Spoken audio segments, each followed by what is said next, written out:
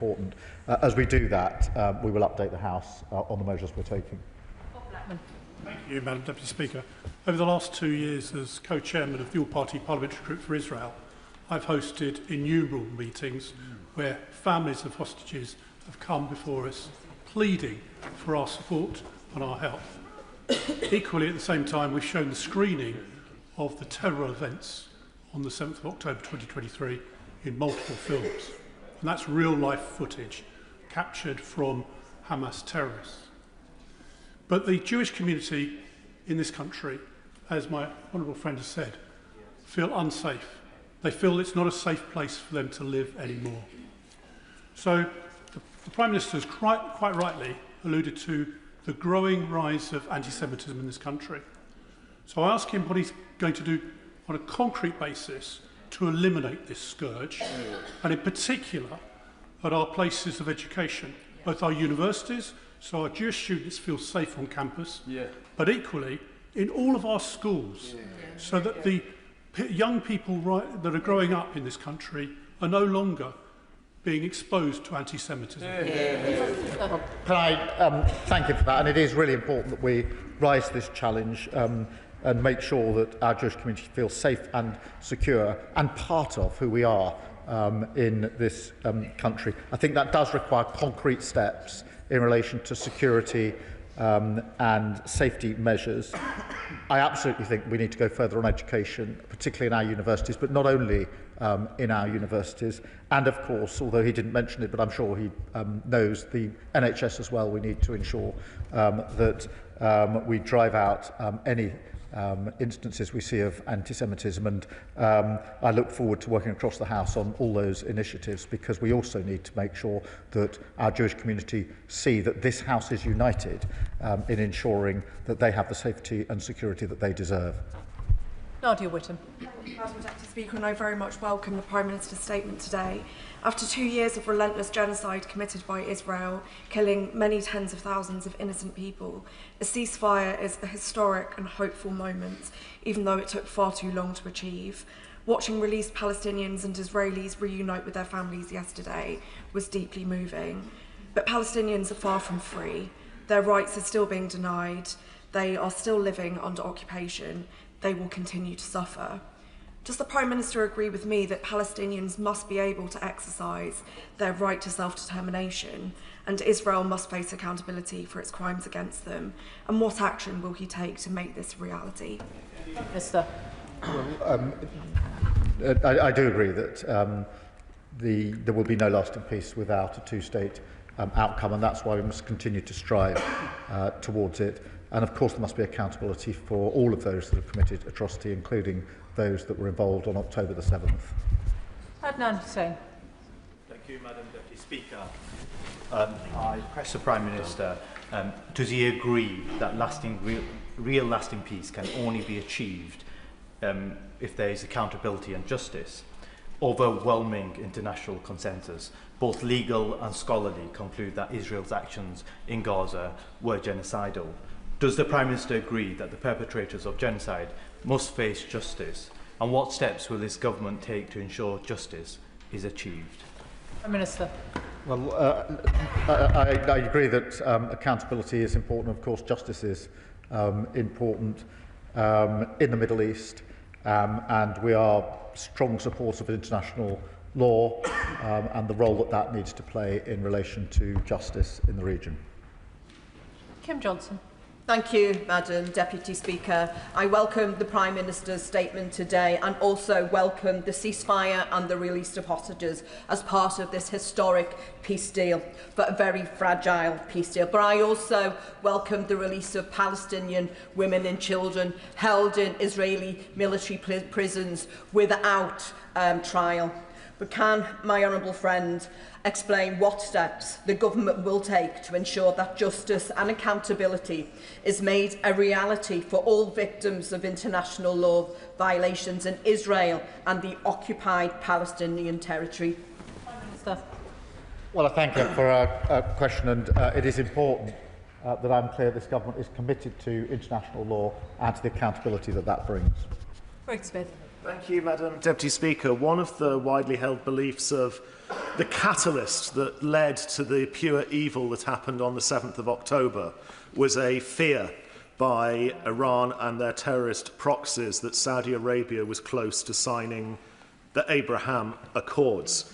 Now, there is good news in that the Abraham Accords peace agreement between Israel, the UAE, Bahrain and Morocco have endured over the last 2 difficult years and are a model not just for regional economic cooperation, but peaceful coexistence in the region. So on the back of yesterday's agreement, can I ask the Prime Minister what concrete steps he is going to take to encourage and extend the Abraham Accords as a key part of the emerging picture in the Middle East, with a particular reference to getting Saudi Arabia back to the table? Prime Minister. Look, I'm grateful to him for raising the wider picture here, because the settlement across the wider Middle East is a really important backdrop and part of the background to what has happened here and what needs to happen in the future. So that is why we are talking to all parties about the immediate steps, the Abraham Accords, but also the wider settlement, if that's possible, because I think that will play a really important part in stabilising the region. That's what is wanted, broadly speaking, by most decent, reasonable people. Jonathan Davis. Thank you very much, Madam Deputy Speaker. The world held its breath over the last few days as a glimmer of hope was on the horizon. So can I thank the Prime Minister, Ministers, the Government and British officials for the progress that they've made with the United States to bring about this progress. This progress of the peace will only be embedded and sustained if it is built with ordinary people, Palestinians and Israelis, who yearn for peace. So can the Prime Minister tell me what steps he's undertaking to make sure that happens? Prime Minister. Well, it is important we involve Israelis and Palestinians across the board and communities in the rebuilding, the physical rebuilding, but also the rebuilding of the relationships which were there just over 2 years ago, which held at least the prospect of a better future for the next generation. So we need to rebuild that on all fronts. Robin Swan. Thank you very much, Madam Deputy Speaker. Can I congratulate the Prime Minister in getting us to this point? But the Labour government's role in decommissioning in Northern Ireland is not as complete as portrayed. In a memo in the 17th of January 2003, an advisor to the then Prime Minister, Tony Blair, said, "The IRA will never be able to account for all their weapons or retrieve them. What we should perhaps aim for is a few more big symbolic acts of decommissioning and then declare that the process is complete." Madam Deputy Speaker, that advisor was a certain Jonathan Powell, now the National Security Advisor. So will the Prime Minister give assurances that should the government be given such a role, that it won't be as lax? Prime Minister. Well, I think the work on decommissioning Northern Ireland was really important, and that's the basis upon which we put forward our offer to stand ready with others to work on decommissioning in relation to the Middle East. Olivia Blake. Thank you, Madam Deputy Speaker. I want to associate myself with the Prime Minister's condemnation of the horrific anti-Semitic terrorist attack on the Heaton Park Synagogue and, of course, the arson attack in Peacehaven. The Prime Minister emphasised the UK's commitment to humanitarian support, and we all know that whilst there's a ceasefire, which we all welcome, the humanitarian crisis is still very much ongoing. So can I ask the Prime Minister to confirm what extra monitoring and new mechanisms and assurances he is seeking in order to make sure that parties on the ground are able to get the essential aid to every single person who needs it within Gaza? Prime Minister. Well, I thank her for that. We are having those conversations about the practical measures that can be taken on the ground with others, particularly the Jordanians, in terms of the physical arrangements that they think need to be in place to allow the aid in and then dissipated at pace. And that's a project we're working on tirelessly at the moment. Greg Stafford. Thank you, Madam Deputy Speaker, and I associate myself with the warm and welcome news that this ceasefire has happened, and I hope it moves to a lasting peace. What assurances has the Prime Minister received from neighbouring partners, specifically Egypt, and what specific actions will he take, firstly to ensure that humanitarian aid can reach Gaza, but secondly that it is only humanitarian aid that reaches Gaza and that weapons, personnel and materials that could aid terrorists do not enter Gaza? Prime Minister. Well, he makes a really good point, and the base upon which we're having our discussions is that it must be humanitarian aid, and it must be humanitarian in the sense it genuinely is for that purpose, and that it's getting to the people who most need it. That does come down to the nuts and bolts of the practical arrangements on the ground with some of the neighbouring countries, and they're the discussions that we're having. Claire Hannah. Anybody could feel to be moved by the scenes yesterday of hostages finally being reunited with their families and Gazans being able to contemplate days and nights without hunger and without bombardment. I would love to be able to celebrate and to believe as they are doing, and they should be given the space to do. But like many, I am anxious because we know that a ceasefire is not the same as a lasting peace. Can the Prime Minister assure my constituents that the UK Government will continue to pursue accountability for past crimes, for building and rebuilding to be done with survivors and not over the top of them, and to ensure that there will continue to be justice for those facing aggression in the West Bank every day? Minister. Let me be clear, in the rebuilding that must go on, there has to be the bringing together of communities, but also the necessary accountability and justice for a full rebuilding towards a lasting settlement. Monica Harding. Madam Deputy Speaker, I welcome the Prime Minister's commitment to flood Gaza with aid. The UN estimates that $4 billion is needed this year to address the humanitarian crisis in Gaza, and just 28% of this money has been pledged.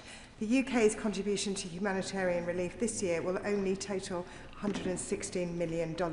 So with the entire population of Gaza in need of some form of humanitarian assistance, does the Prime Minister believe that the UK's contribution to Gaza's relief is adequate? We have made a significant contribution. As we go forward, we're looking at public and private commitments to the reconstruction project that needs to take place. Not just the aid, but the rebuilding as well is a huge challenge facing us all, and we will rise to that with others. Rachel Hopkins. Thank you, Madam Deputy Speaker, and I welcome the Prime Minister's statement. And I hugely welcome the ceasefire and the initial Gaza peace plan, including the release of hostages and prisoners, stopping of the bombardment of Gaza and the start of aid to trickle in. But peace is fragile. So can the Prime Minister reassure the House of this government's long-term commitment to working with international partners to support the rebuilding of Gaza, physically and politically, to ensure a lasting peace and a pathway to Palestinian statehood? Prime Minister.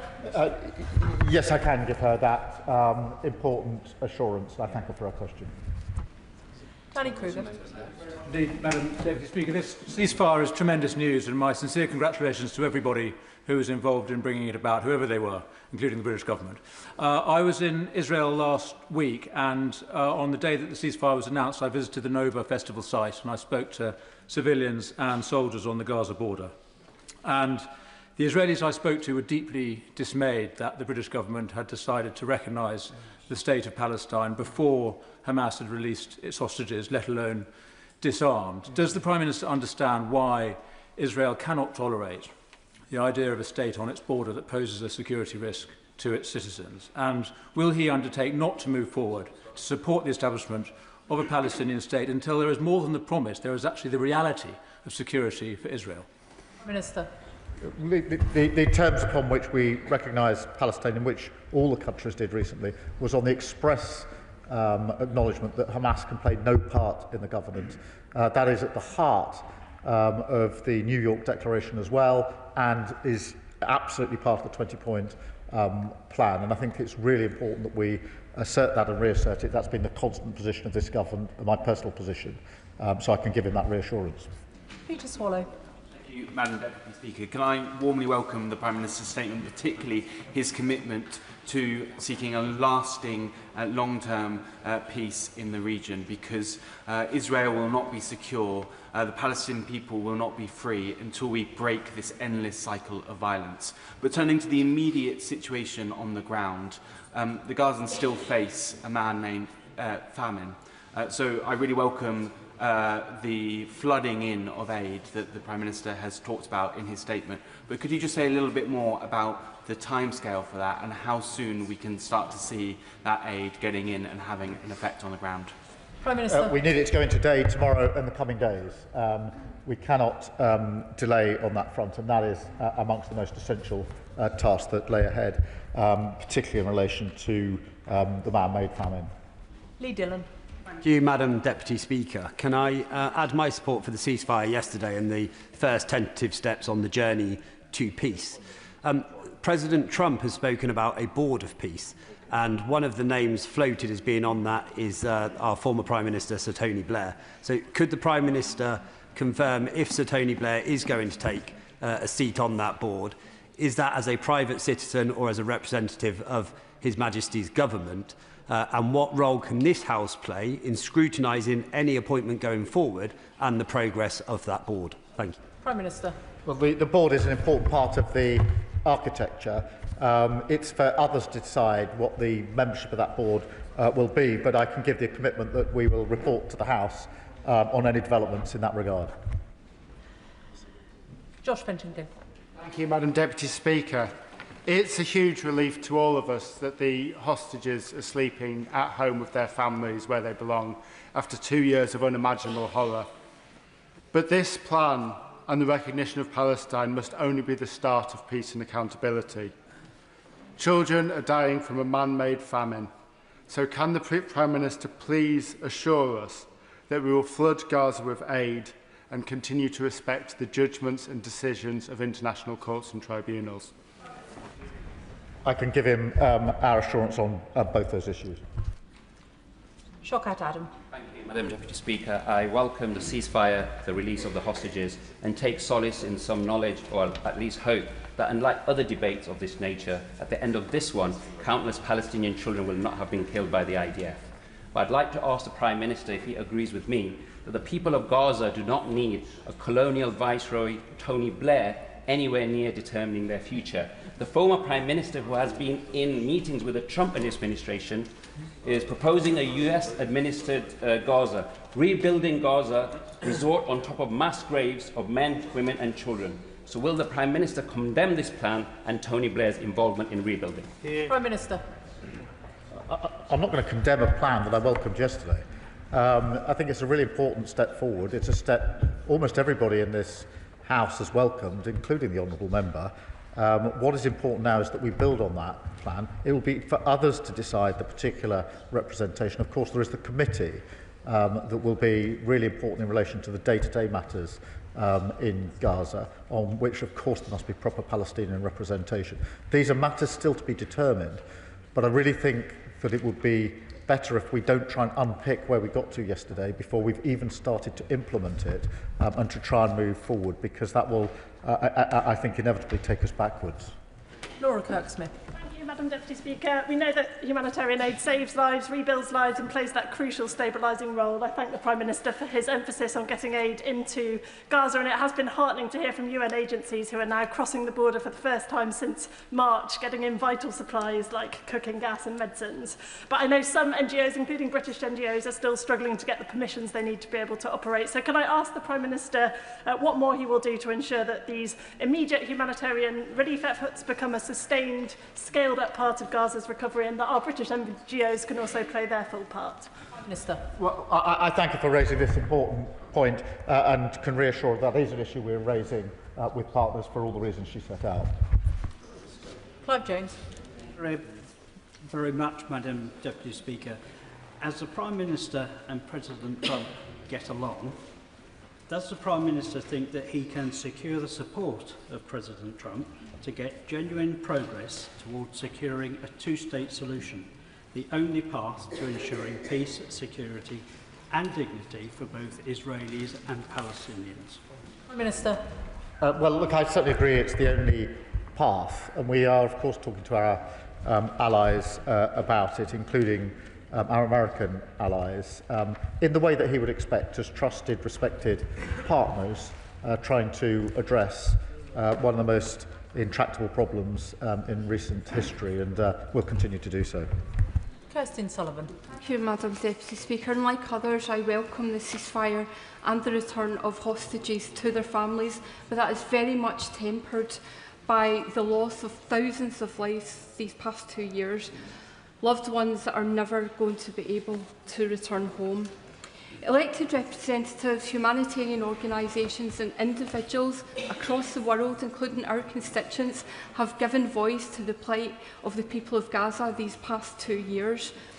So can he tell me what efforts will be made to ensure the people of Gaza will be safe and free to shape the future of Gaza, and for their voices to be heard in the months and years to come? Well, can I thank her for reminding us that, however welcome the news, it is tempered by the loss over the last 2 years in Gaza and in Israel, and it is essential that the voices are heard of those that are most affected by this and are part of the rebuild that is now necessary. Jim Allister. I gladly join in the tributes of appreciation to all, including President Trump, who made the long-awaited release of the hostages a reality yesterday. But could I press the Prime Minister on the issue of the disarming of Hamas? For the Prime Minister, is that wholly non-negotiable? How is it to be delivered? And if it is not delivered in totality, where does that leave this nation, having recognised a Palestine which then would have a continuing presence of an armed and controlling Hamas? Prime Minister. Well, it must be non-negotiable, and that's why it's written into the 20-point plan, which is why we are now putting ourselves forward to play a part in the decommissioning, because it's only by decommissioning that we can ensure that the threat from Hamas is removed, and that's why it's in the plan. That's why we want to play our full part, and we'll do everything we can with other allies to bring that about. Lizzie Collins.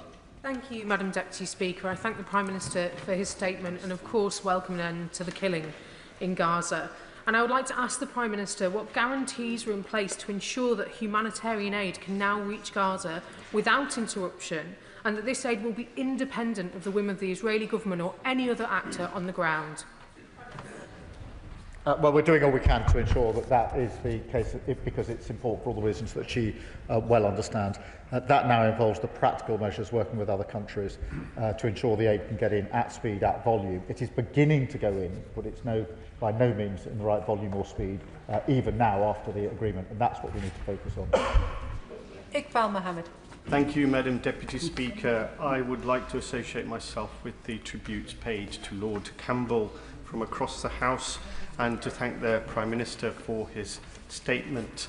I also welcome the release of all hostages and the several hundred Palestinian detainees as well. But we must remember that there are over 10,000 captives, some prisoners but many without charge, that are still held in Israeli prisons, and I hope the government will work towards the release of the innocents that are being held. The rebuilding and the interim and final governance of Gaza must be Palestinian-led, not by Western actors. The Palestinians have suffered over 2 years of a relentless genocide and decades of Israeli siege, occupation, military violence and oppression. I totally agree with the position that Hamas must not have any role to play in any future governance of Palestine. However, one of the, and there's no excuse for what happened on October the 7th, but one of the root causes that's preventing a two-state solution from becoming reality is the unlawful occupation of Israel. Can the honourable gentleman please get to his question? Thank you. So will the Prime Minister confirm to this House when the government will be in full compliance with the ICJ advisory opinion on not doing anything that helps perpetuate the unlawful occupation? We will come back to the House on that. We proudly uphold international law. Douglas McAllister. Thank you, Madam Deputy Speaker. The Prime Minister's urgent statement on the Middle East also included a celebration of our newly formed relationship and trade deal with India. Did the Prime Minister's discussions with PM Modi last week also include raising the case of my West Dunbartonshire constituent Jacktar Singh Johal?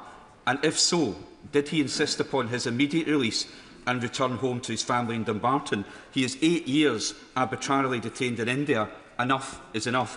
Prime Minister, it's time to bring him home. Well, can I thank him for his question and his work on this? And yes, I did raise it with Prime Minister Modi, and UK officials regularly raise this case. And the Foreign Secretary will be meeting Jagtar's family in coming weeks, and we'll keep the honourable member updated. Jim Shannon. Thank you, Madam Deputy Speaker. We welcome the news very much that there is a ceasefire and that those hostages have finally been returned home after 2 long years in unimaginable conditions. Smiles on the faces of family members is a joy to behold. While President Trump deserves much credit for the peace deal, our own Prime Minister and our own United Kingdom government also deserve some credit for the role that they've played in support of trying to get the peace. What discussions have been held with the United States of America to ensure that Hamas terrorists' murderous intent is stopped? Hamas have been systematically murdering all those who have stood up against them and since the ceasefire took place. Many executions of those within the Gaza township have been an example. Hamas must be destroyed. What has been done to see Hamas weapons removed and their influence eradicated entirely? Thank you. Well, can I wholeheartedly agree with him in terms of the spirit and intent behind the question? Hamas is a terrorist organisation that has inflicted violence on far too many individuals and destruction, and they can play absolutely no part in the future. And our recognition of Palestine was expressly on that basis. And we will continue to work with other countries to ensure that that is the situation, because it's vital that that is part of a peaceful and lasting settlement in the region. Patricia Ferguson. Thank you, Madam Deputy Speaker, and I very much welcome the Prime Minister's statement today and would like to thank him and his ministerial team and their advisers for all the work that's gone on over many months to get us to the point that we're at, where there is some hope for peace in Gaza and also for peace for Israel. But in this process, as we go forward and as we try to build peace, can he ensure that the voices of women, so often excluded from such processes, are heard and that women are at the table when decisions are being made? Well, she makes a very good point. We must ensure that women are a part of the future build here, and we will ensure that we do so. Sarah Smith. Thank you, Madam Deputy Speaker. I welcome yesterday's ceasefire agreement and the Prime Minister's statement today, and just want to recognise the leadership that he and his ministers have shown on this issue so tirelessly for such a long time. Now, we know sustaining the peace is dependent on humanitarian services scaling up rapidly in Gaza, and many NGOs are currently struggling with Israel's kind of restrictive and politicised new registration measures, leaving many in limbo and unable to work alongside UN agencies to scale up those services. What is the Prime Minister doing to ensure that we address this, tackle it, and make sure the needs of Palestinians are met as quickly as possible? Minister. Well, she raises a really important issue in relation to some of the hurdles and barriers that are put in the way of those wanting to deliver aid, and we are working with others to scale up the volume and speed with which aid can get in. Can I thank the Prime Minister for his statement this afternoon? There will be a couple of moments whilst the front benches swap over and we do some furniture removal.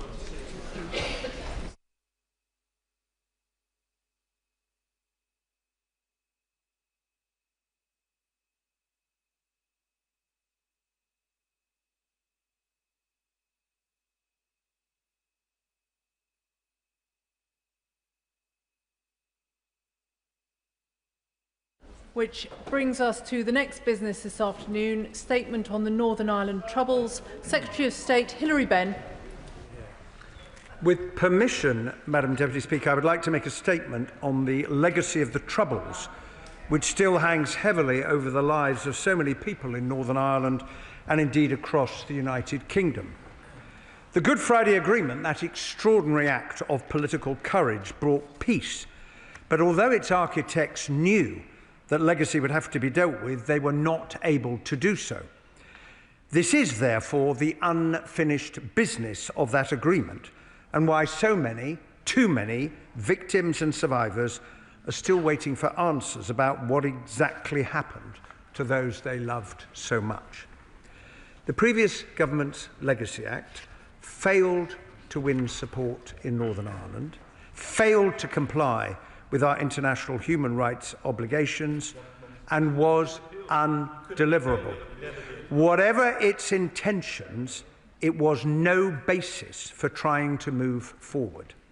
And that is why, Madam Deputy Speaker, the Government is today introducing new primary legislation and laying a draft remedial order under the Human Rights Act as we seek to fulfil our King's Speech commitment to repeal and replace the Legacy Act. Madam Deputy Speaker, this legislation will give effect to the framework that I announced with the Irish Government on the 19th of September, which reflects the principles of the Stormont House Agreement and contains sovereign commitments by both the UK and Irish governments. The new Troubles Bill will reform the Independent Commission to be renamed the Legacy Commission, with statutory oversight to provide accountability and confidence, and learning from Operation Canova, a statutory victims and survivors advisory group. Significantly strengthen the governance of the Commission with 2 co-directors of investigations, statutory conflict of interest duties, and appointments made only following independent advice. Enhance the investigative powers of the Commission and put in place a fairer disclosure regime, ensuring that the Commission has the powers it needs to find answers for families and can make public the maximum possible information consistent with the state's responsibility to protect life and national security. The bill will also fulfil the commitment we have made to restore the small number of Troubles-related inquests which were stopped in their tracks by the Legacy Act, and refer the other inquests that had not yet commenced to the Solicitor General to independently consider whether in each case they are most appropriately dealt with by the reformed Legacy Commission or via the coronial system. Enable the reformed Commission to hold new proceedings in cases that transfer to it from the coronial system. Consistent with the provisions in the Inquiries Act, this will provide for public hearings, the consideration of sensitive information in closed hearings, and effective next of kin participation, including through legal representation. We will also address in the bill, rather than in the remedial order, the UK Supreme Court ruling in the Adams interim custody orders case regarding the application of the Carltona principle. We must put beyond doubt Parliament's intention by clarifying that the relevant legislation allowed such orders to be made by junior ministers as well as by the Secretary of State. Madam Deputy Speaker, we owe a huge debt of gratitude to the 250,000 Northern Ireland veterans who served with honour and distinction to keep people safe and who worked with the police and other emergency services in the most difficult circumstances imaginable. Their service and their sacrifice will never be forgotten. That is why, having worked closely with the Defence Secretary and the Armed Forces Minister, the Government is introducing strong safeguards for veterans that respond directly to the concerns that have been expressed to us. These safeguards will also apply to other people, such as former police officers. They will mean that no witness will need to travel to Northern Ireland to engage with legacy mechanisms. They will have a right to do so remotely because coroners and judges in the Commission will be legally required to allow this, and support for veterans will be available to assist them in doing so. The Commission will be under a duty not to duplicate the work of previous investigations unless there are compelling reasons that make it essential to do so. The welfare of veterans will be given proper consideration as part of any assessment as to whether they are required to give evidence. This will include the right for veterans to seek anonymity when doing so. And our protections will not be limited to legislation. Any contact with veterans will be facilitated through the Ministry of Defence, protecting veterans from cold calling, and veterans will not be required to rehearse the historical context surrounding incidents where such information can be obtained from other sources, including the Ministry of Defence.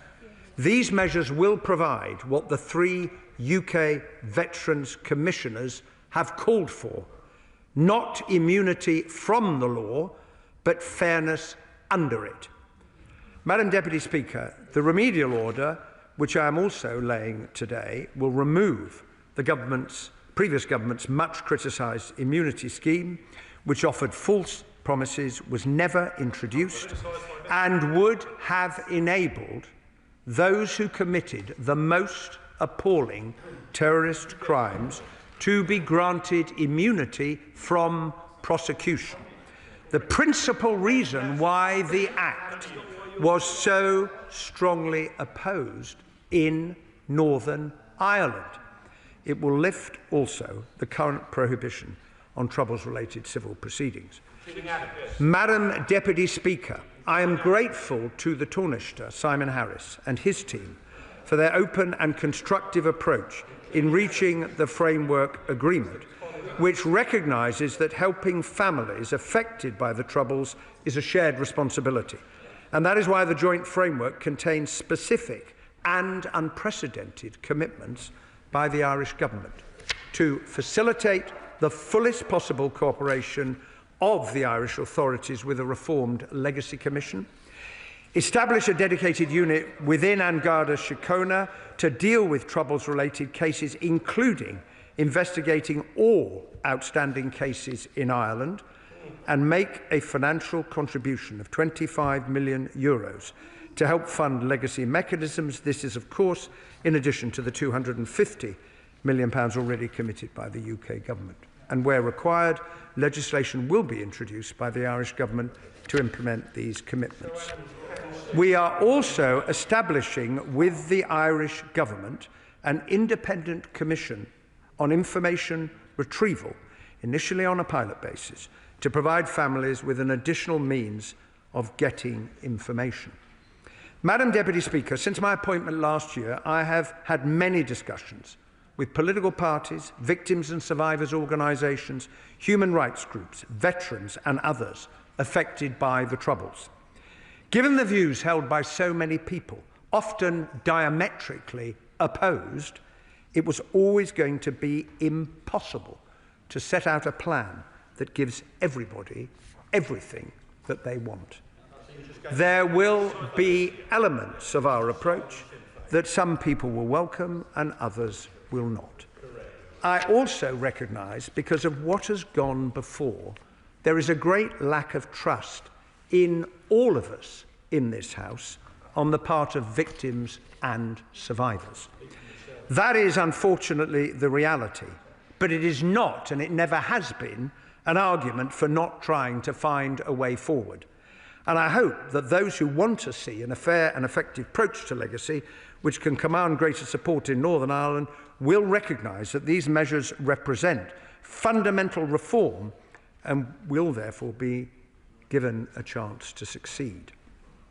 Time waits for no one, least of all for the many families who lost loved ones, and they ultimately will be the judge of whether these new arrangements can give them the answers that they have sought for so long. And I hope that we will together be able to grasp this opportunity and so help the people of Northern Ireland to look to a future freer of the burden of the past. I commend this statement to the House. Shadow Secretary of State, Alex Burkhardt. Thank you very much, Madam Deputy Speaker, and I thank the Secretary of State for advance sight of his statement. The last government legislated to draw a line under Troubles-era litigation. That litigation was inevitably weighted against those who sought to protect our country from terrorism. Exactly. It was inevitably weighted against those who keep records and whose servicemen are easy to locate and contact. Even today, vexatious claims are being made. Only last week, a judicial review into a 1991 case was rightly thrown out by the High Court in Belfast. The judge described the challenge as utterly divorced from reality, but not before the former Special Forces soldier at the centre of it had to endure 4 years of investigation. Yeah. Mindful of cases such as this, the last government sought to draw a line, and with its actions today, this government is erasing that line. And as it does so, many former servicemen will again feel with profound unease that the lawyers are coming. I hope the House will this afternoon spur a thought for them. I know we will have a lot of time to debate the legislation the government is laying, but there are a number of specific questions that I would like to ask the Secretary of State now. First, on the resumption of inquests and civil cases, will he tell the House how many inquests will be restored and how many will be referred to the Solicitor General? Can he specifically tell the House whether that list will include the 1987 Lockall case? Of course it will. Likewise, civil cases is to reopen. It's thought that at the time of prohibition, many hundreds of such cases, affecting perhaps thousands of people, were before the Belfast courts. What is the NIO's calculation of the number of civil cases that are now likely to proceed? I ask this, Madam Deputy Speaker, because there are clear financial consequences to reopening legacy in this way.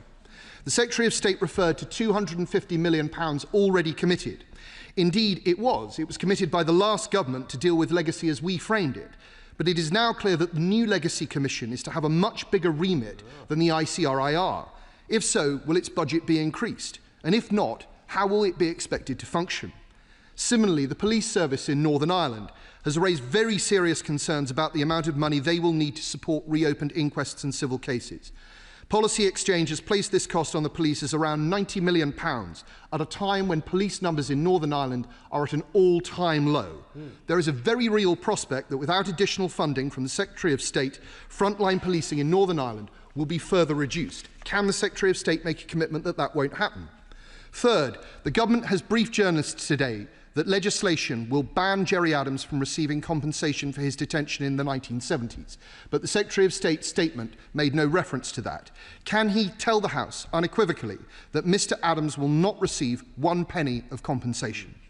Fourth, the Secretary of State listed a number of protections for veterans in court.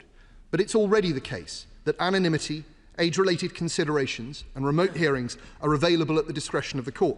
And that was apparent to the Taoiseach when, on the 19th of September, he emphasised that no new protections would be available to veterans. Does the Secretary of State agree with Mr Harris? There has also been some confusion about whether these protections would extend to paramilitaries. On the 25th of September, the Prime Minister claimed they did not. Can the Secretary of State be definitive for the House? Last, there is the question of the involvement of the Republic of Ireland in legacy. This has proved deeply controversial. I am sure the Secretary of State will be asked questions about it this afternoon.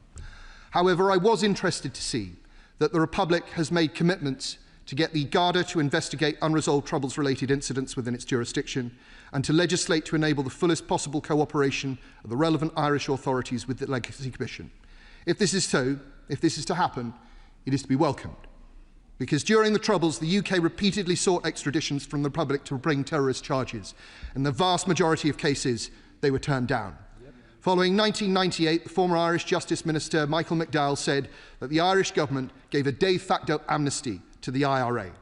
And indeed, there are very many instances of possible collusion between the Garda and the Provisional IRA which have never received the attention they deserve. Kingsmill, the murder of Ian Sproul, Bloody Friday, Taban, Le Mans, the list goes on.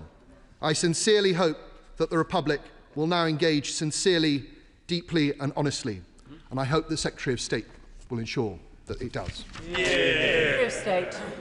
Well, I'm grateful to the honourable gentleman for his response. I mean, he says at the beginning that the last government sought to draw a line. It didn't work. It didn't work. And in the act of seeking to do that, and this is the one question that the now opposition has never been able to answer, it decided it would give terrorists immunity from prosecution. I've never heard, and oh yes, that is what the last government did, and I've never heard a justification. Yes, it did. Oh yes, it did. And it didn't work. It didn't have support in Northern Ireland. How can Northern Ireland proceed to deal with the legacy of the Troubles when the legislation the last government passed had no support in Northern Ireland? To answer his specific questions, 9 inquests will be restored. The remaining 24 will go into the sifting process. That 9 will include Lockall because the Conservative Attorney General 10 years ago, ordered a new inquest into Lockall, a point never referred to by the opposition. And it was one of the cases that had begun, and therefore it falls within the group that will be restored. The rest will be considered in the sifting process by the Solicitor General. The number of civil cases will depend on those who choose to bring them or resume them. On the PSNI, I would say to the honourable gentleman that prior to the 1st of May last year, the PSNI had over, 1,000 cases on its books, and that is no longer the case. And the Legacy Commission, which the UK government is funding, is now responsible for looking at all cases referred to it, and that is a cost that is borne by the UK government and not by the Department of Justice in Northern Ireland. And to the extent that cases are no longer inquests but go into the Commission, the costs will be borne by the UK government and not by the Department of Justice in Northern Ireland. On the issue of interim custody orders, as I indicated to the House a moment ago, the legislation will make it clear that the signing of interim custody orders by junior ministers was always lawful, but we have also decided, in placing a draft remedial order before the House today, that sections 46 and 47 will now remain in place until the provisions of the bill take effect. Now, this will deal with the point that some people have raised about avoiding a gap, but we all have to recognise that 46 and 47 proved to be an ineffective way of dealing with this issue. And the honourable gentleman smiles, but he knows that that is the case. The protections we have brought in for veterans, we have done it with the motivation of protecting veterans. And on the involvement of the Republic of Ireland, well, I join the honourable gentleman, a point of unity at the end. I join him in welcoming the commitment of the Irish government to this partnership, because the history of Northern Ireland teaches us a lot of progress is made when the two guarantors of the Good Friday Agreement work together, and there are many people in Northern Ireland who would like to get answers from the Garda and from the Irish authorities. At the moment, the Irish government is refusing to cooperate. Why? Because of the last government's Legacy Act, and I look forward to them participating in the process in the months and the years ahead. Select Committee, Tonia Antoniazzi. Thank you, Madam Deputy Speaker. I'm pleased to see from the joint framework that the Government has listened to some of the key concerns voiced by stakeholders during my committee's inquiry into legacy. No doubt those stakeholders will want to study the detail of the proposals that my right honourable friend is publishing today. To that end, what consultation has the Government had with victims and survivors groups since the joint framework was announced, and in what ways has this informed the legislation laid today? Secretary of State. Well, the legislation is about to be published, but in the 14 months since I took up this post, I've had many conversations with families, victims, and the other organisations and groups that I listed in my statement. And the bill that the House will see is the result of that process of discussion, listening, drafting, attempting to respond, not in a way that will please everyone, but attempting to respond to the mess, frankly, the mess, that this government was left by the last government that passed a piece of legislation that did not work, didn't have support, and was found by the courts in a number of respects not to be compatible with our obligations. The question now will be for all of those groups, having seen the framework agreement we reached with the Irish government, do they feel that the legislation give effects to that, and will it enable Northern Ireland to move forward in dealing with these really intractable problems? Liberal Democrat spokesperson Paul Kohler. Thank you, Madam Deputy Speaker. I thank the Secretary of State in advance for so advanced side of his statement. As this is my first statement as the Liberal Democrat spokesperson for Northern Ireland, I want to begin by recognising the deep scars left by the Troubles on families, communities across the island of Ireland and these islands. The pain, loss and legacy of that conflict remain deeply felt to this day. Whilst the Liberal Democrats welcome the recent agreement between the British and Irish governments, the true test of this deal will lie in the detail of the legislation that follows. The government's stated intention to promote an honest attempt at reconciliation, to draw a line under decades of division, is one that every member of this House can understand. Victims' families deserve truth, justice and closure. Equally, our veterans deserve and must be afforded fairness and protection from injustice. As the Secretary of State has said, the Legacy Act introduced by the Conservatives failed to gain the support of any of the parties in Stormont, victims' groups or the Irish Government. This lack of consensus speaks volumes, but not loud enough, it would seem, for His Majesty's official opposition. I look forward to examining the contents of this new bill in detail and proposing constructive amendments. My party will engage fully with the government as lasting reconciliation depends upon transparency, fairness and independent oversight. That means an effective information retrieval body with statutory disclosure powers, meaningful participation for victims and safeguards to uphold both justice and compassion for veterans and victims alike. May I therefore ask the Secretary of State 3 questions. First, how will this bill ensure reconciliation is not imposed from above, but built from the ground up? Secondly, based on the many meetings my party has had with veterans and their representatives, what specific safeguards will the government include to ensure fairness, proportionality and proper protections for those who serve with integrity? And lastly, how will this government ensure that prosecution under the law, or the possibility of it, can ever be used to harm, oppress or discredit those who fought for our country, regardless of the final verdict? Well, may I welcome the honourable gentleman to his new role and to say that I genuinely look forward to working with him on these and other matters, given his interest in Northern Ireland, which is shared right across the House. On his 3 specific questions, the first thing I would say is that no legislation can enable people to feel reconciled in some way to what happened.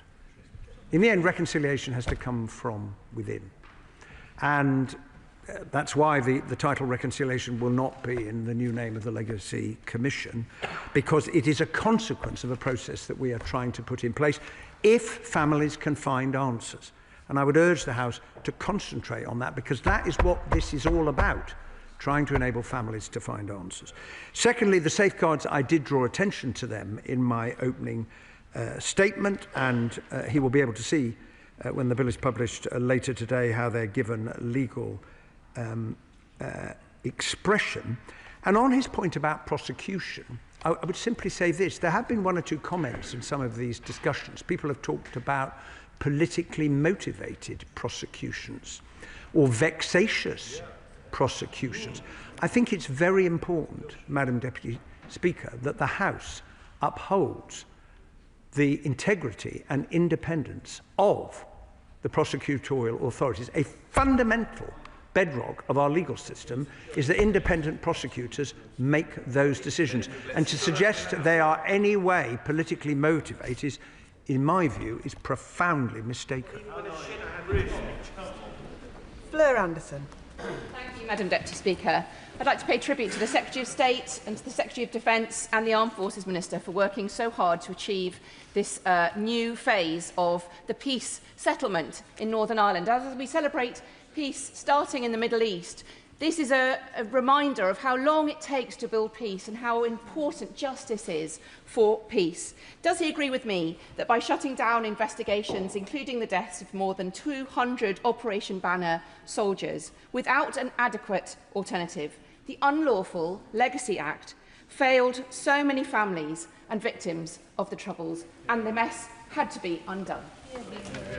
Well, first of all, could I thank my honourable friend for her question, but above all to thank her for her great service in the Northern Ireland office. It was a real pleasure to work with her, and she did so much during her time working in the department. I do agree with her, because those service families, they want to find answers.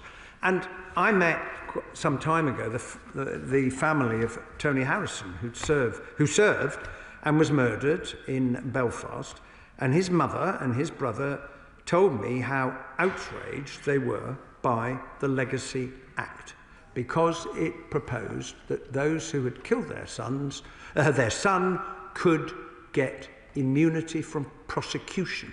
And that is why it is so important that we put that misguided approach on one side, so that all families, service families and other families, can find answers. Sir Julian Smith. Madam Deputy Speaker, it's worth remembering that most victims are not in a group. They're not in the media. They're not taking action. They just want to know what happened to their loved ones. And as we debate this during the next period, I hope we can all collectively remember that. Investigations are key to delivering to those families. But can I ask him a couple of specific questions on sex offenders who were combatants? There's some concern that there'll be protection of those combatants who may have been involved in rapes and other sexual activity, and if you could look at that as the bill protects, to make sure that victims are able to talk as much as and have the protection as well as those ex-combatants. And what thought has he given to a change of government in the south? Should Sinn Féin take power, and delivery of the Irish contribution and commitments in that scenario? Well, I am grateful as ever to the right honourable gentleman for his wise words, and would once again want to pay tribute to the distinguished role he played in trying to move some of these and many other questions in Northern Ireland forward during his time as the Secretary of State. On the latter point, it is not for me to speculate on what is going to happen as a result of the decisions of the Irish electorate. The current coalition government has given a commitment. These were two governments coming together, each making sovereign commitments, promising to carry them out in their own jurisdictions. I think it is a hugely significant moment, because you have to go back 11 years to the last time the last government was able to reach agreement with the Irish government in the form of the Stormont House Agreement. On the first question, when he sees the bill, he will see that we are making some changes to allow some other matters to be investigated, because I am conscious of the point that he has raised. Katrina Murray. Thank you, Madam Deputy Speaker, and I welcome the statement and the progress made by the Government and that of the Republic of both this Government and that of the Republic of Ireland. As my honourable friend from Gower said, as a Northern Ireland Affairs Select Committee, we've heard of the heartbreak of many of those who lost loved ones over the course of the Troubles, and regardless of the background of those loved ones, they deserve answers. Consistently, the response that we received for good practice for replacement was that of Operation Canova, that many of those in Ireland are too close to this, and by bringing suitably qualified individuals from other parts of the UK should be considered as part of any process. Has this been? Can I ask the Secretary of State if this has been considered as in the new bill? Well, I would make 2 points to my honourable friend. The first is that, as I alluded to, we have drawn from the experience of Operation Canova in saying that part of the bill will create a statutory victims and survivors advisory group to ensure that the Commission, in the way it goes about its work, takes account of victims and survivors, and that will include a representative of those who served the state during the Troubles. On the second point, one thing that we are doing is to put much tougher statutory provisions in place relating to conflicts of interest, which is why there are going to be two directors of investigation. One will have experience of investigating cases in Northern Ireland, the other will not. And that will address concern that some families have had about who is going to be looking into their case. And we should not forget, despite the nearly 100 cases that the Commission is currently investigating, and I welcome that, there are far too many families in Northern Ireland who said, I'm not going anywhere near the Commission. And part of the purpose of what we're seeking to do is to build confidence on the part of more families in Northern Ireland to go to the Commission and get answers. Gavin Robinson. Madam Deputy Speaker, and can I firstly just welcome the Minister to his place and to the Department, and to welcome the new shadow spokesperson for the Liberal Democrats, and thanking very personally the role played by the Honourable Lady Ford Putney during her time in the Northern Ireland office as well. Madam Deputy Speaker, whenever the announcement was raised and announced with the Irish Government during a House of Commons recess, you could consider that cynical. That we stand here today during a statement on legislation that has yet to be introduced and therefore we have no detail as disgraceful. And the suggestion that the Irish government have committed to legislate at all is entirely fanciful. They have not. But the detail we do have is that the Secretary of State wishes for the Solicitor General to be the person to carry out the sifting process as to whether cases should go to inquest through the coronial system or to the Legacy Commission. Now, in Northern Ireland, we have an Advocate General. The Advocate General is England and Wales's Attorney General. I'm clear in my mind that Richard Hermer would be wholly inappropriate to have his hands anywhere near cases touching on legacy of the past, given how he has conflicted himself.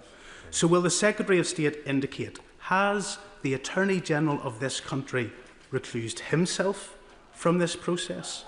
Has he, as Secretary of State, decided to exclude the Attorney General from this process? And is he legislating in a way that will exclude every Attorney General from this process, or is it just Richard Hermer? Well, I would say to the Right Honourable gentleman, I'm sorry to have heard what he has just said in relation to very substantial proposals contained in the framework document, and I grant him the bill will be published shortly and he will have a chance to read it. I've been accused of many things in my time in public life. Being cynical is not one of them, so that is a first. The truth about the announcement of the framework, well, it may be the beginning of a number of such accusations. But anyway, I leave that to others who want to take the debate in that particular direction. The framework was announced because it was a joint framework between two governments, and that means that there had to be a negotiation about when it came out. But I did undertake to the Speaker at the time that I would come to the House as quickly as possible to make a statement. I laid a written ministerial statement in the House yesterday, and I came today at the first available opportunity with members here, bearing in mind the whip we had yesterday, to subject what we had agreed to scrutiny. I have every confidence in the Solicitor General, and I'm sure she will do an excellent job in sifting these cases against three criteria, which will be laid out in statute. One, what impact will sensitive information have on the ability of inquests to actually complete the case? The second will be speed. Time waits for no one. And the third will be, what is the view of those who are involved in the cases, including families? Alex Baker. Thank you, Madam Deputy Speaker. I thank the Secretary of State for his statement, and I welcome the government's focus on protections package for veterans. Last week I met with David, Ishbel and Gary from Yateley and Hawley Royal British Legion, who do an excellent job supporting veterans in my community. We discussed the new veterans protection package announced by the government, including the protections against repeated investigations. Many veterans from my constituency served courageously for our nation in very, very difficult conditions, and they asked me to raise a number of questions on behalf of veterans who served in Northern Ireland. Can the Minister set out how the government will ensure that these protections are absolutely watertight in practice, so that veterans are not subjected to repeated distressing investigations in old age? And what steps are being taken with the Irish Government and other partners to ensure that accountability and justice are applied consistently and fairly on all sides? Well, can I thank my honourable friend for her question. She's such a strong advocate for the many veterans that she represents.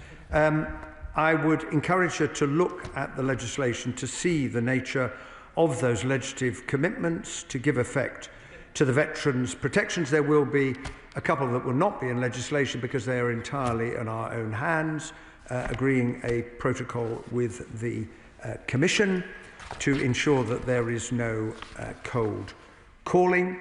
And I would like to take this opportunity, and it's very remiss of me not to have welcomed my new deputy to the House. This is the first time we've had the chance to sit together on the front bench. But I want to pay tribute to the the Minister from the Ministry of Defence, the Minister for Armed Forces, who has played a really important and significant role in putting these protections in place. And I note that Lieutenant General Sir Nick Pope, the chair of the Confederation of Service Charities, has said the Confederation welcomes, and I quote, welcomes the development of the safeguards that have been put in place to offer protection to those within the armed forces community who are affected by legacy issues. I too welcome that recognition of what we've done. Sir Ian Duncan-Smith.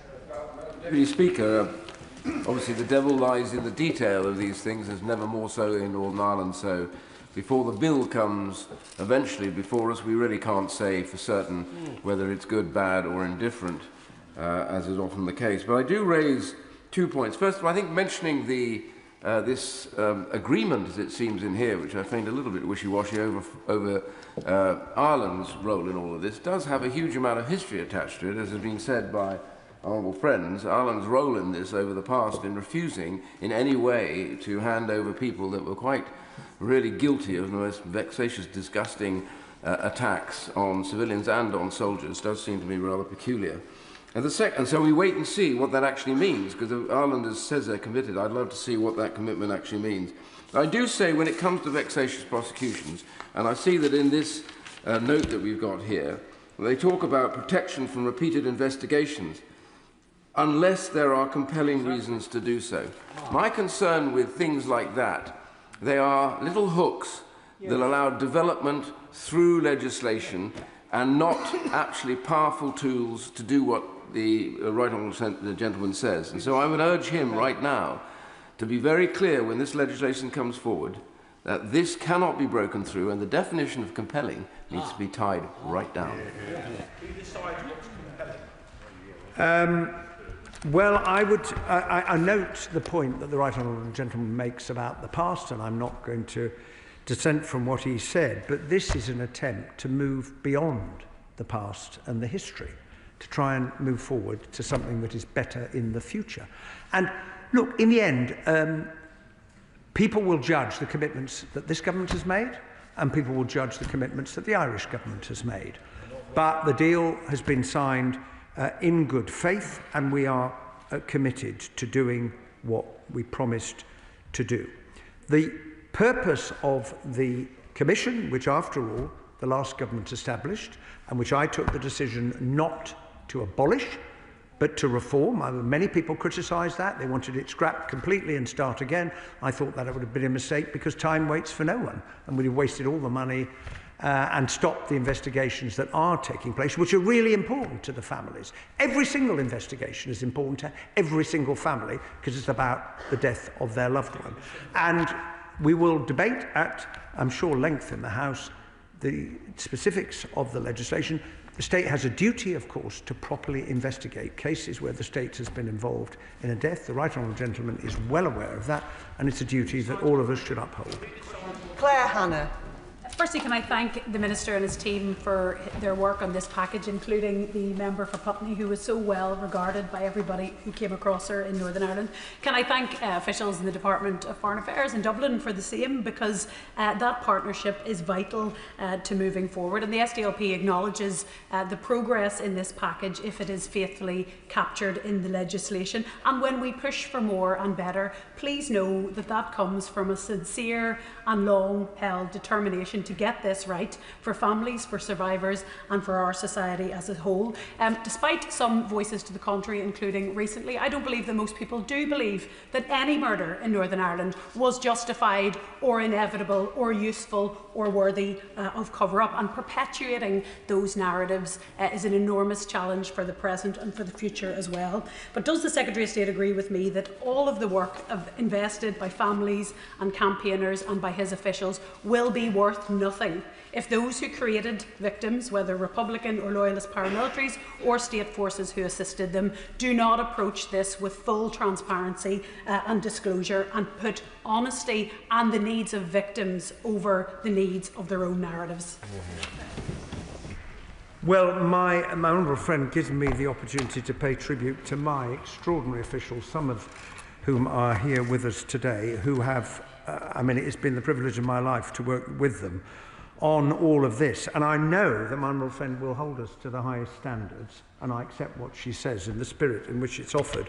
As I indicated to the House earlier, I want there to be the maximum provision of information to families, but we also have to acknowledge that all governments, any government, has responsibilities for the security of the state and to protect life, and this government will uphold both. Dr Al Pinkerton. Thank you, Madam Deputy Speaker, and can I welcome the Minister to his place, and can I also welcome my honourable friend to his new place, and to, frankly, the best job that somebody could have in opposition. I have spent the summer speaking to veterans groups who I've been speaking to about that vital commitment that they need to feel, that the process of prosecution does not become persecution. And whilst many of those veterans recognise that they went to Northern Ireland in order to restore the rule of law, and that they think that they should be subject to the laws of this land, they nonetheless remain incredibly anxious about the possibility that the process of persecution becomes persecution. Can I ask the Secretary of State, has he had the official backing of any veterans group for the approach that he has taken? And separately, can I also ask, has he had any assurances from the Republic of Ireland government that they will, as a result of the publication of this bill, drop the interstate case against the United Kingdom? Well, I'm grateful to the honourable gentleman, and can I thank him for the role he played when he was leading for the Liberal Democrats on Northern Ireland. The truth is that with the passage of time, the possibility of prosecutions becomes increasingly remote. We all know that to be the case. Most of the families I have met, most, not all, have said, I know no one's going to be held to account through a judicial process, but I just want to know what happened. That's what I want. And it causes such pain and grief that answer cannot be provided. It really is difficult. And as far as the Irish government is concerned, I believe that they will honour the promises that they have made, because this is a significant moment, this partnership with the Irish government, because in moving from non-cooperation to cooperation, it will open up the possibility of more information coming to families. And look, on the interstate case, that is a matter for the Irish government, but I'm very clear of one thing. The last Legacy Act created circumstances in which the law that was passed was not compatible with our international obligations, and that is the basis of the interstate case. The legislation I'm bringing before the House will fix that, will deal with it. And in those circumstances, there is no basis, in my view, for the interstate case any longer. Graham Downey. Thank you very much, Madam Deputy Speaker. And can I thank the Secretary of State for his statement today, and in particular for his focus on answers. And it is answers that people want. As someone who lost a friend in Tim Parry when he was murdered by the IRA in 1993, I know exactly how important it is for families and everyone who knows victims to get the answers they deserve. And I think the agreement today really is vital in getting that process moving again to get victims and their families the answers that they deserve. Can I ask him to go into a little bit more detail about how he's going to continue that work with families and the victims as this process goes forward, both during the process of the legislation and afterwards, to make sure that answers remains at the absolute heart of what this government's trying to achieve? Well, I'm very grateful to my honourable friend for what he has just said. I spoke yesterday to the Victims Commissioner in Northern Ireland. On the day that the framework was published, on the 19th of September, the Taoiseach and I met the Victims and Survivors Forum in Northern Ireland, explained what the framework was seeking to do, and I made a commitment to the Victims Commissioner yesterday that I will come back to meet the Victims and Survivors Forum once they've had a chance to look at the legislation to find out what they think. Simon Hall. Thank you, Madam Deputy Speaker. In the interest of trying to solve this issue, I wish the Secretary of State well and hope that he will bring forward the bill and deal with its progress in a spirit of compromise and cooperation between the parties to try to find the best landing spot possible. He mentioned earlier good faith, and that is a precious resource which is often very short in supply when it comes to this issue. Could he, because I think it would be helpful, work vigorously with the Irish government for them to work at speed and pace to ascertain what, if any, legislative measures they require to make good on what it is they have committed to, and as best as possible to work those two legislations in lockstep in order to give confidence to both sides who have concerns when it comes to good faith, or rather the absence of it. Well, can I thank the honourable gentleman for what he said, and I hope he will know that I will do anything and everything I can to try and find a way forward in partnership with as many members of the House as possible, because this question has for a long period of time been subject to the bipartisanship that is in the main characterised relations between the parties in the House on matters to do with Northern Ireland. I recognise that there are disagreements in relation to one aspect of what we are putting forward. Doesn't mean we can't work together on the others. I do take his point about the importance of seeing the legislation that is required in Ireland in order to give effect to this, and I was standing next to the Tour Minister when he made it quite clear, to give an example, that the commitment to enable witnesses to give evidence to the Omagh public inquiry, he said we will legislate to deal with that so that it's in place before the hearings resume in March, and that seems to me to be a very important example of good faith. Colm Eastwood.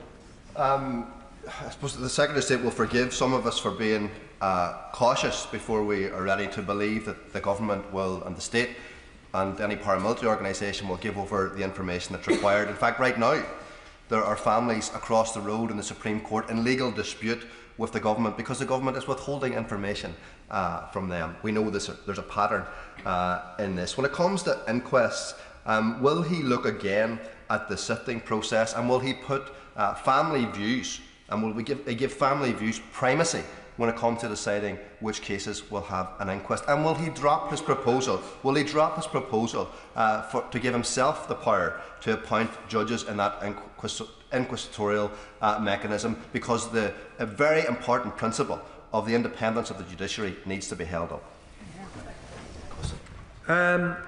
Well, on the subject of inquests, there will be 3 statutory tests that the Solicitor General will have to apply. And I've just indicated in answer to an earlier question what they are. Family views will be one of the considerations. But if inquests can't proceed because of sensitive information, well, wouldn't it be more sensible to put it into the Commission, which can deal with sensitive information because it has provision for closed hearings? No doubt my honourable friend will make the point about appointment processes when we come to discuss the bill. I would, however, just point out, and it's also relevant to the point that's been made from the opposition benches, the agreement on the information retrieval mechanism. This was something that the previous Conservative government negotiated with the Irish government and formed part of the Stormont House Agreement. What is the purpose of it? The purpose of it is to enable those who have information to pass it to the body, which can then pass it to the families, and that information will be a protected disclosure, which is not the same as immunity. It will be a protected disclosure. That system has worked very well in recovering quite a number of the remains of those who were abducted, tortured, murdered and buried by the IRA through the ICLVR, and I hope that that is a step forward in going back to what was agreed at Stormont House by the last government, and the Irish government and the political parties, well, not all of them, will be welcome on all sides. Sorcha Eastwood. Thank you, Madam Deputy Speaker. Secretary of State, you refer to this as unfinished business, and in the last statement we heard about the successes of the peace process in Northern Ireland. I was 12 years old when the Good Friday Agreement was signed. I now stand here 40 years of age as the MP for Lagan Valley, and my constituents deserve truth and justice as much as anybody else. We've heard a lot today about veterans, and my family were part of that cohort, and they proudly served, along with many others. They do not want an amnesty. They do not want immunity. They do not want equivocation with terrorists, which was proposed by the outgoing government. We hear about people in Northern Ireland that were in the wrong place at the wrong time whenever they died. They were not. It was the terrorists that we're in the wrong place, doing the wrong work. We must send out a clear signal, no matter what our political opinion, that terrorism was wrong in the past and it is wrong now. Can you give me your guarantee that you will discuss this with the Northern Ireland Executive and my ministerial colleagues to make sure that those families who so rightfully deserve truth and justice actually have the resource to be able to get it? Well, may I say to the honourable member, I agree with every single word that she expressed so powerfully and so forcefully, and I would encourage those who've been chuntering from a sedentary position during the course of these exchanges to reflect on the point that you made about there are many people who say we don't want immunity. We don't want immunity, and we certainly object to it being given to those who committed the most appalling crimes. And voices in Northern Ireland really do need to be listened to, which is why it's the failure to do that, including in the last Legacy Act, why I made the point that there's a terrible lack of trust on the part of politicians over a long period of time. I'm not going to make a party point. There is a terrible lack of trust in politicians because they've seen attempts before and they haven't worked. We've got to try and make this work, and I've already begun the process of talking to her colleagues in the Northern Ireland Executive. Joe White. Thank you, Madam Deputy Speaker. Following my colleague's last question, I'd like to say that the Tories' immunity system would have meant immunity for the perpetrators of terrorist crimes across the UK. And our domestic courts have determined this. Does the Minister agree that this government has no choice but to rectify the situation? Well, I agree with my honourable friend. She makes the point extremely forcefully. It didn't work. It was never deliverable. There never was immunity. It was a false promise made to veterans who were badly let down and badly served by the last government. And whoever won the election last year would have had to deal with this mess that we have inherited, and that is what we are seeking to do. Sir David Davies. In March of this year, it was widely reported the Secretary of State gave his word to Mairead Kelly, the sister of IRA murderer Patrick Kelly, that there would be an inquest on the Loughall incident. Is this remedial order a fulfilment of that promise? Because if so, it means 30 years on, the government is dragging veterans into court over an operation that stopped 8 heavily armed IRA murderers. Men who had already killed, men who are on their way to kill again, and with weapons that have been used in 40 previous murders. Let's be clear. By stopping this attack, those soldiers prevented the murder of many more innocent Northern Ireland citizens. So what justice is served by punishing those brave soldiers with a stressful and unnecessary process? The Liberal who spoke earlier described it as a persecution, punishing them for doing nothing more than their duty. Is this really what the Secretary of State intends? The fact is that this government was elected on a commitment because there was a lot of opposition to the ending of inquests under the Legacy Act. There was, maybe not from him, but from a lot of other people in Northern Ireland. And the government came in committed to restore the inquests that had started and were stopped.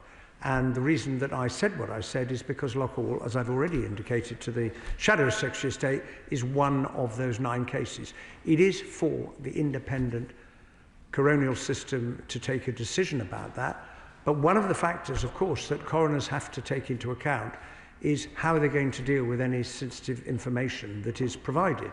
And we know from other inquests that there have been a number of cases where the coroners said, well, I accept that if this information cannot see the light of day, they've examined the public interest immunity certificate and have reached the conclusion that I can't take the case any further.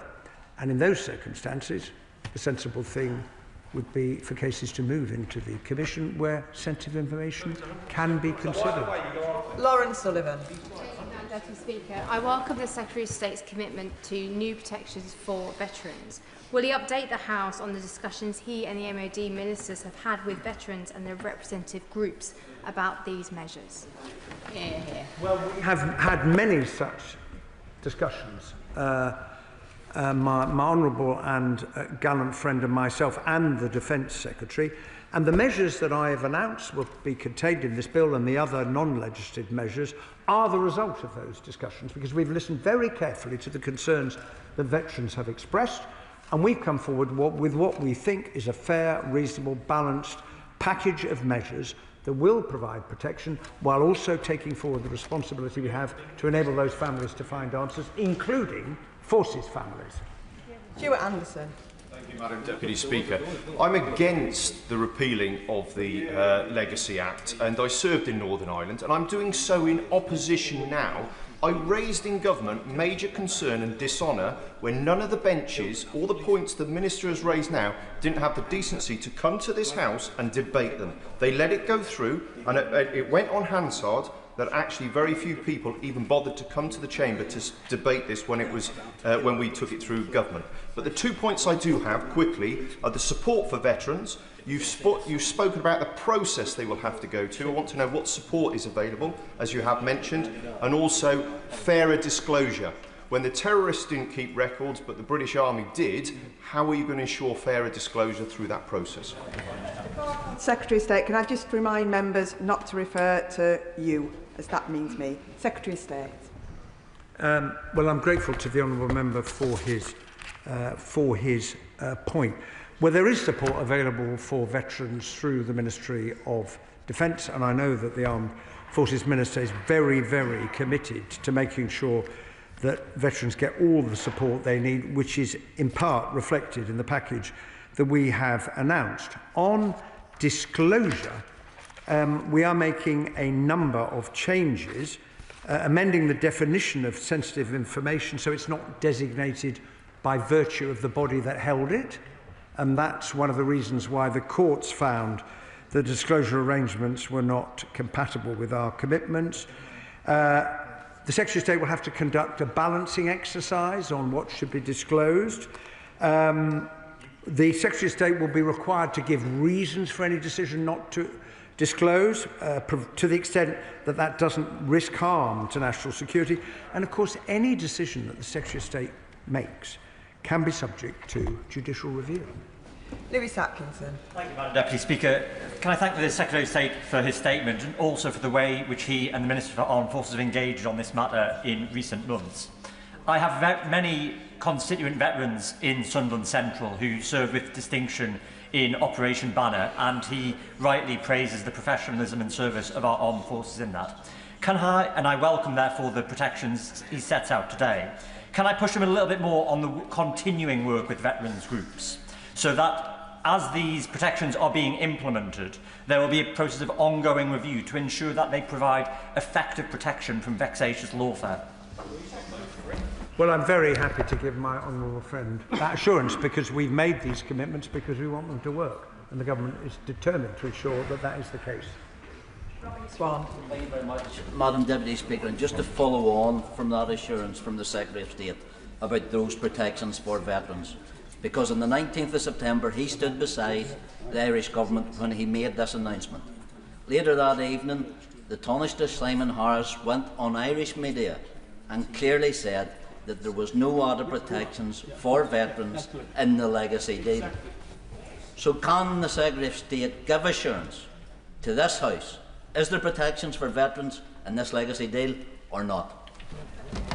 When the honourable gentleman sees the legislation, he will see those protections he will see that the protections that we have said will be backed by legislation are in the legislation, but in addition to that, the provision relating to cold calling and not requiring veterans to rehearse the historical context when it is possible for someone from the Ministry of Defence, for example, to do that, to assist both inquests and the Commission. Peter Swallow.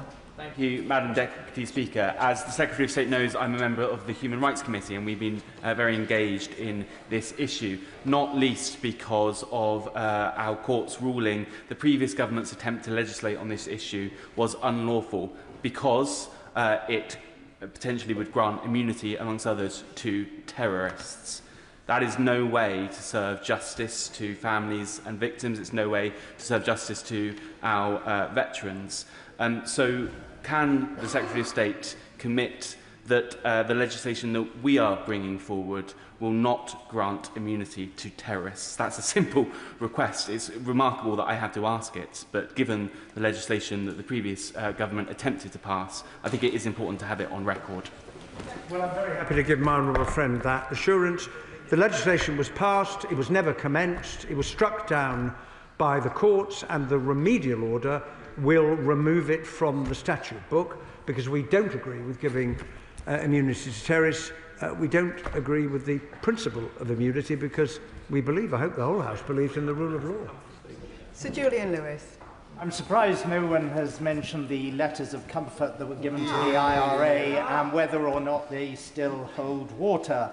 But let me go back to what the Secretary of State was saying about the possibility of IRA bosses like Jerry Adams claiming compensation on technical grounds that the wrong, in inverted commas, minister signed their internment papers.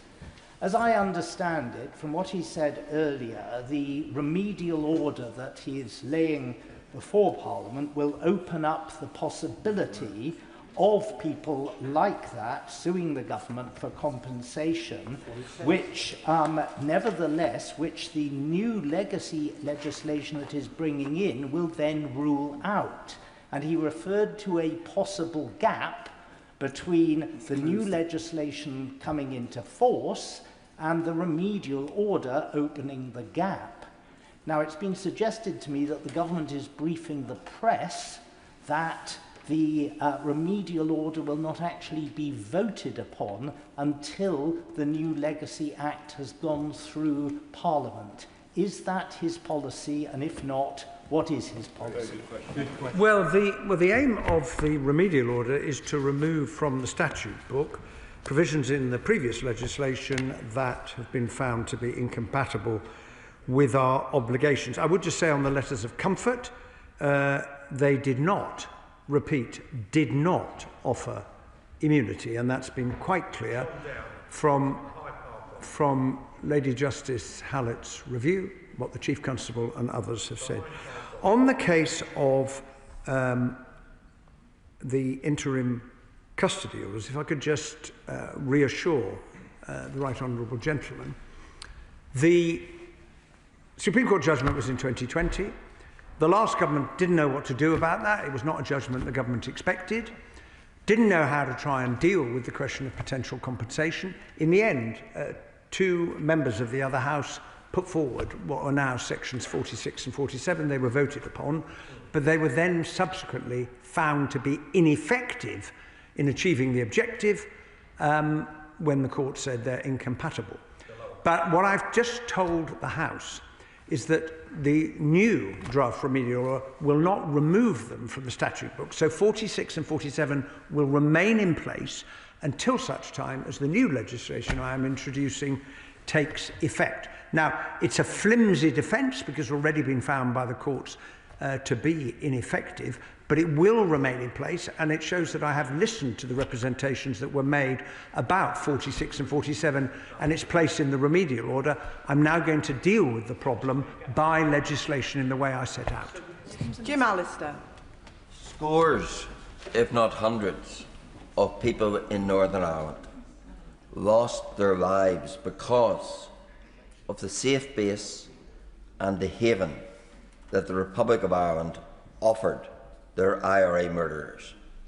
That was where they had their arms dumps, that was where they had their training camps, and that was where they returned to for sanctuary, safe in the knowledge that extradition would invariably be refused.